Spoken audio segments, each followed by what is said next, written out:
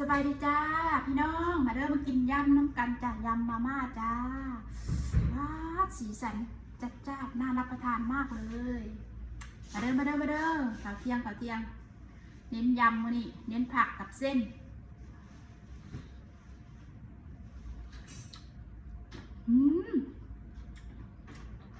จะใส่เห็ดกระตุนคนอื่นเขาใส่เห็ดยังกระโมดเขามีเห็ดยังกระตับใส่